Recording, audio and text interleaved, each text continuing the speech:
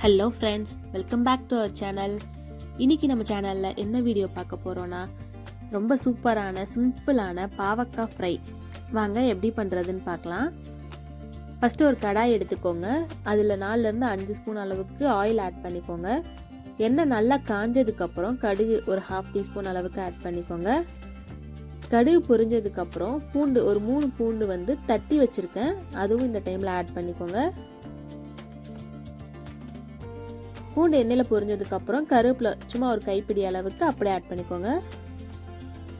Next பெரிய வெங்காயம் இந்த மாதிரி சின்னதாக கட் பண்ணி அதுவும் ஆட் பண்ணிக்கலாம். ரொம்ப பெரிய இன்க்ரீடியன்ட்ஸ்லாம் இல்லை, ரொம்ப சிம்பிளாக ஈஸியாக பண்ணிடலாம். எப்போவுமே பாவக்காய் செய்யும் போது நிறைய பேர் யோசிப்பாங்க ரொம்ப கசப்பாக இருக்கும், நல்லா இருக்காதுன்னு. இந்த மாதிரி செஞ்சு பாருங்கள், கொஞ்சம் கசப்பு கம்மியாக தான் இருக்கும். நம்ம பாவக்காவை செய்கிறதுக்கு ஒரு 1/2 hour முன்னாடியே கட் பண்ணிவிட்டு கொஞ்சமாக சால்ட் ஆட் பண்ணி இந்த மாதிரி மிக்ஸ் பண்ணி வச்சுக்கோங்க.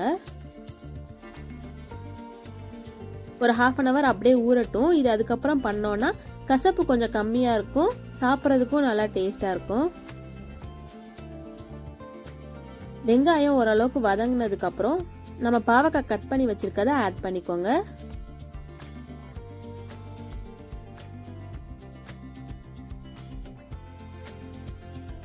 கண்டிப்பாக இந்த மாதிரி ட்ரை பண்ணி பாருங்கள், கசப்பு கம்மியாக தான் இருக்கும், நல்லா டேஸ்ட்டாகவும் இருக்கும். எண்ணெயிலே வதக்கி விட்டுக்கோங்க. நெக்ஸ்ட்டு சால்ட் கொஞ்சமாக, நம்ம முன்னாடி கொஞ்சமாக தான் சால்ட் ஆட் பண்ணியிருக்கோம். இப்போ இந்த டிஷ்க்கு தேவையான அளவுக்கு மொத்தமாக வெங்காயம் எல்லாத்துக்குமே சேர்த்து உப்பு இந்த டைமில் ஆட் பண்ணிக்கலாம்.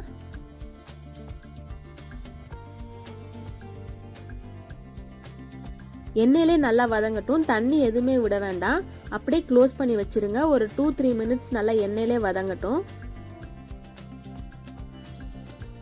பாருங்கள், நல்லா சுருண்டு வதங்கிடுச்சு. இந்த டைமில் மசாலாஸ் ஆட் பண்ணிக்கலாம். மஞ்சத்தூள் ஒரு 1/2 டீஸ்பூன் ஆட் பண்ணிக்கிறேன். மிளகாத்தூள் 1 ஸ்பூன் அளவுக்கு ஆட் பண்ணிக்கிறேன். அவ்வளோதான், இதுவும் எண்ணெயிலே நல்லா வதங்கட்டும். ஒரு 2-3 மினிட்ஸ். இப்போ மூடி போட்டு எதுவும் மூடி வைக்க வேண்டாம், அப்படியே ஓப்பன்லேயே விட்டுருங்க. இந்த எண்ணெயிலே நல்லா சுருண்டு வதங்கிடும்.